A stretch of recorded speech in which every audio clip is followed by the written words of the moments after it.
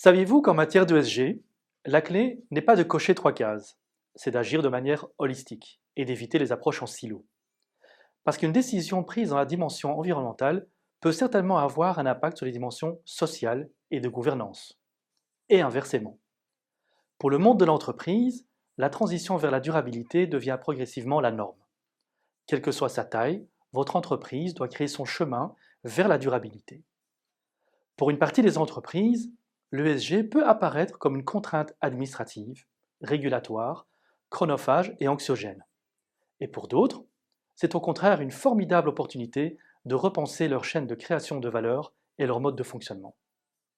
Il y a toutefois un risque, et il réside dans la tentation de réduire l'exercice à un simple catalogue de quelques initiatives, comme par exemple placer des panneaux photovoltaïques, ou organiser une session d'information sur la diversité, ou publier encore un code éthique sur le site web de l'entreprise. Mais si toutes ces actions prises au sein de chaque pilier E, S et G ne se parlent pas, ne s'inscrivent pas dans une direction réfléchie, eh bien elles perdent de leur sens et de leur force. L'ESG n'est pas une addition, c'est un système interconnecté. Prenons quelques exemples positifs, et notamment en matière de gouvernance. Une étude publiée en 2018 par la Harvard Law School nous apprend ceci. Les comités de direction les plus diversifiés sur la dimension du genre sont aussi ceux qui affichent les meilleures performances ESG. Ainsi, 90% des entreprises qui ont obtenu le meilleur score ESG comptent au moins 3 femmes au sein de leur comité de direction. A l'inverse, les comités de direction ayant 2 femmes ou moins concentrent les plus mauvais scores ESG. Cette étude démontre que la parité conditionne directement les décisions environnementales et sociales prises par votre entreprise. Autre exemple, une PME confie son budget RSE à un vote des employés.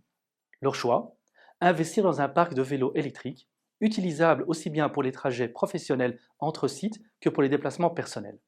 Résultat, une réduction des émissions de carbone Scope 1, un impact positif sur la santé et le bien-être des employés, et surtout, une gouvernance partagée qui engage les équipes. A l'inverse, toutefois, quand la dimension holistique n'est pas prise en compte, des incohérences peuvent apparaître. Prenons maintenant le cas d'une PME qui soutient une fondation locale pour accompagner des jeunes en difficulté.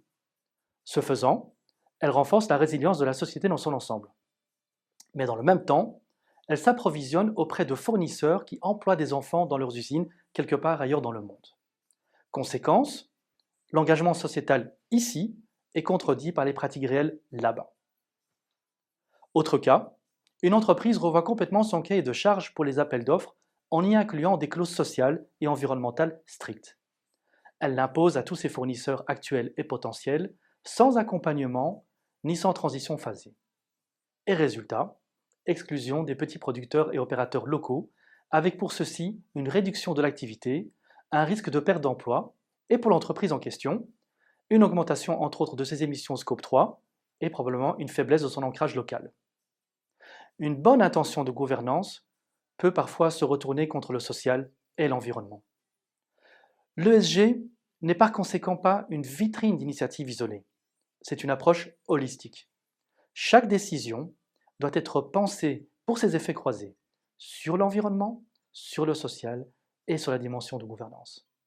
Et si votre PME a déjà démarré son chemin durabilité ou s'y prépare, souvenez-vous, ignorer cette cohérence, c'est réduire votre stratégie à une simple liste d'actions sans impact.